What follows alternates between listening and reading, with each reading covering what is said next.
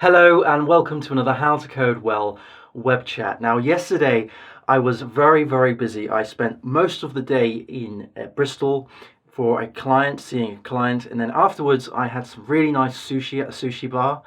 Stuck around Bristol for a couple of hours and then I went to Bristech, and that was in the engine shed. A very good set of talks. The first one was done by Simon Crossley, and that talk was on serverless computing. Simon talked about the different concepts and misconceptions of serverless computing, how serverless computing has evolved to this point, as well as talking about the risks of serverless computing as well. So it was a very well-rounded, very good talk. Also, Simon's approach to the talk was very good because it allowed people who weren't actually very technically minded to understand the concepts. It was a different way of viewing the approach to serverless computing, which was very good.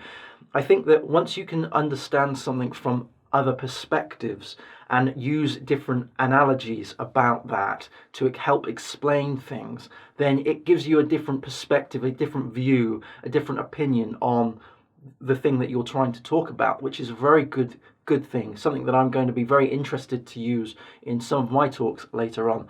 The next talk was by Sam Hogarth. Now that was also another interesting talk because that was a live demonstration of GraphQL.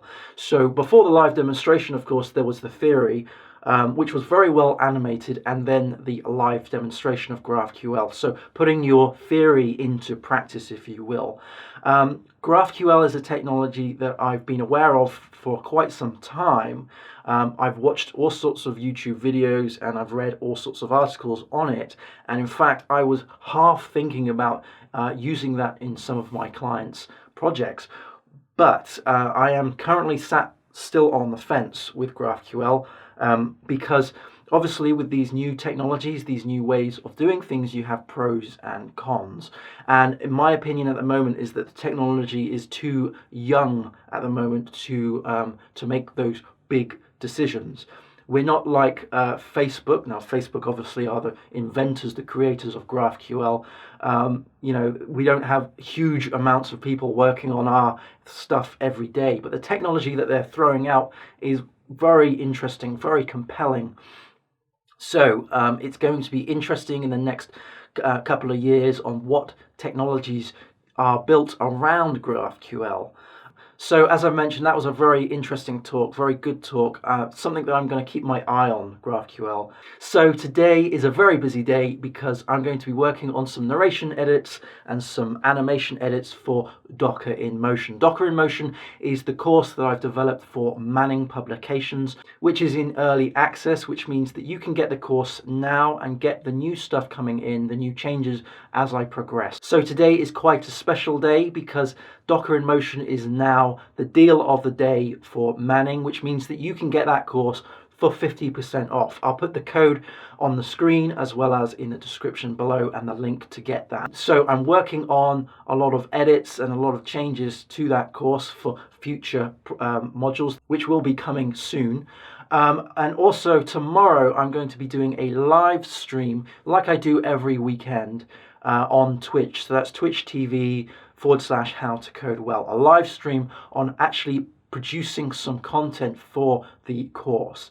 Now, where I've got to with the development of the course is that you have a Docker container that has been built by yourself through a Docker file. And the next part of the course is talking about databases in Docker. So we're going to be building a Docker image and we're going to be creating a database off of the back of that.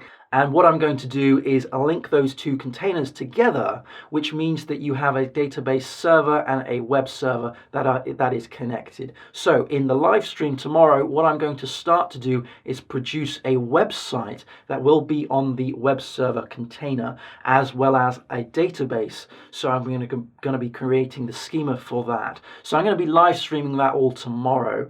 And that's going to be really interesting. So do check that out. Do come on board. I'll probably do that about 11 a.m. tomorrow GMT time, but I'll let everybody know on Twitter and Facebook and other Instagram and other things like that. But Docker in Motion is in deal of the day today. You can get that for 50% off. I'll put a link in the description below. Thanks ever so much for watching. I will speak to you all again soon. Happy coding, everyone. Cheers. Bye.